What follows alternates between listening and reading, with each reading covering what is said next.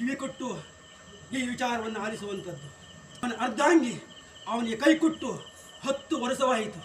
ಆದರೂ ಬಲಕ ಒಬ್ಬಂಟಿಯಾಗಿ ಈ ಸ್ಥಳದಲ್ಲಿ ಸಾಧನೆ ಮಾಡುತ್ತಿದ್ದಾನೆ.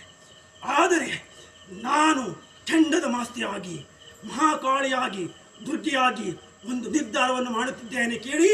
ಇದು ಸಂಪೂರ್ಣವಾಗಿ ಬಹಿರಂಗಪಡಿಸುತ್ತಿದ್ದೇನೆ ಕೇಳಿ. ಇವತ್ತು ಈ ಸ್ಥಳದಲ್ಲಿ ಇವತ್ತಿನಿಂದ ಈ ಬಾಲಕಿ ಈ ಬಾಲಕನ ಅರ್ಧಾಂಗಿಯಾಗಿ ಸಂಪೂರ್ಣ ಅರ್ಧ ನಾರೇಶ್ವರಾಗಿ ಈ ಬಾಲಕನ ಹೃದಯದಲ್ಲಿ ಮನೆ ಮಾಡಿರುತ್ತಾಳೆ. ಇದು ಸತ್ಯ, ಇದು ಸತ್ಯ, ಇದು ಸತ್ಯ. ಇದನ್ನು ಯಾರಿಂದಲೂ ತಪ್ಪಿಸಲು ಸಾಧ್ಯವಿಲ್ಲ. ಈ ಬಾಲಕಿಯೇ ಈ ಬಾಲಕನ ಮುಂದಿನ ಮಡದಿ.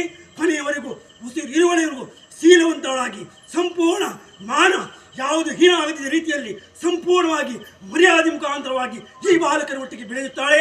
ಇದು ಸತ್ಯವಾದ ಮಾತು.